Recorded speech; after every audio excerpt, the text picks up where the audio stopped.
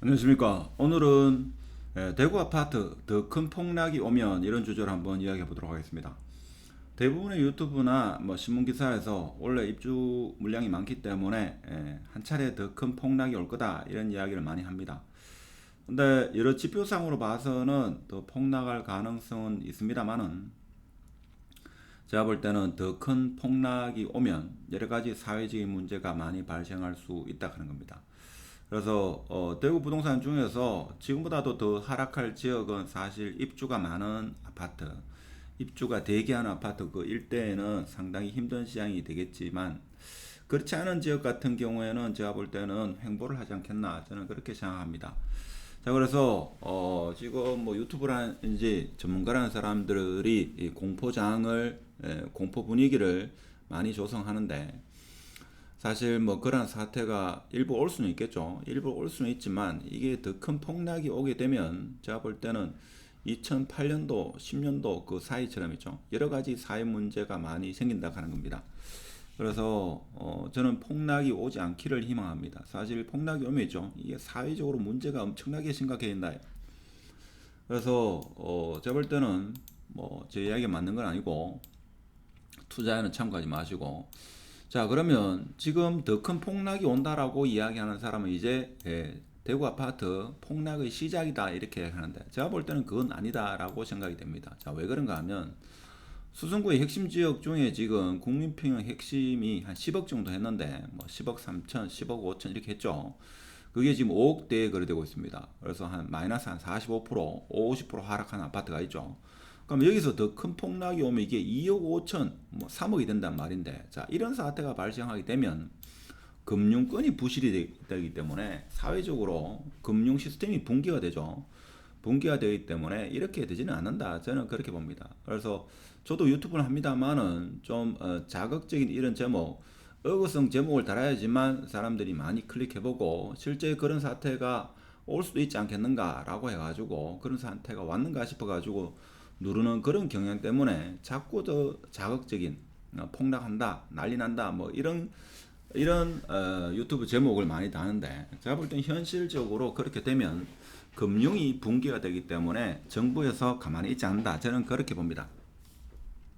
물론 미국의 기준금리가 지금 뭐 4% 후반이죠. 이게 한 6%, 7% 되면 그런 사태가 올지 모르겠습니다만은 뭐 그래 될 일은 제가 볼 때는 없을 것 같고 지금 미국이 뭡니까 가파르게 금리 올리니까 SVB 뱅크라고 본 미국이 있죠. 미국이 지금 문제가 생기는 이런 상황이죠. 자, 그런 상황에서 이제 폭락의 시작이다. 내지는 더 큰 폭락이 온다. 제가 개인적으로 생각할 때는 그렇게 될 리는 없다. 저는 그렇게 봅니다. 예를 들면 또 수성구 핵심 지역에 보면 14억까지 갔던 아파트가 지금 한 7억 정도 하죠. 7억인데 여기서 더 큰 폭락이 오면 반토막 난단 말인데 3억 5천이 된다. 자, 대출을 보통 뭐 한 4억 5억 이렇게 하는데 그게 3억 5천 된다. 자, 일단 현실적으로 맞지 않다 하는 겁니다. 그래서 입주장이 많은 곳은 사실 더 큰 폭락이 오면 피가 마이너스 2억.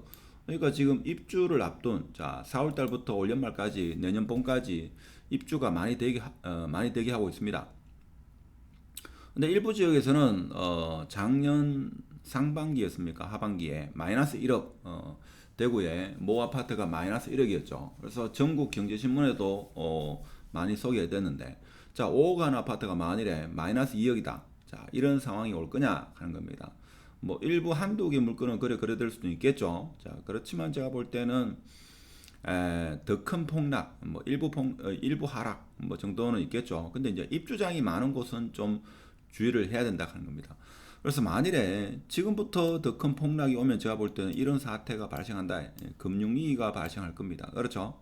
금융위 지금 우리나라 금융위 PF 대출부터 해가지고 여러 가지 문제, PF 대출뿐만 아니라 개인이 은행 담보 대출 있죠. 자 그것이 만일에 한 10억 하는 아파트를 5억을 대출 이렇게 다 이거죠. 지금 7억 하는데 내지는 6억 하는데 다시 그것이 3억 한다.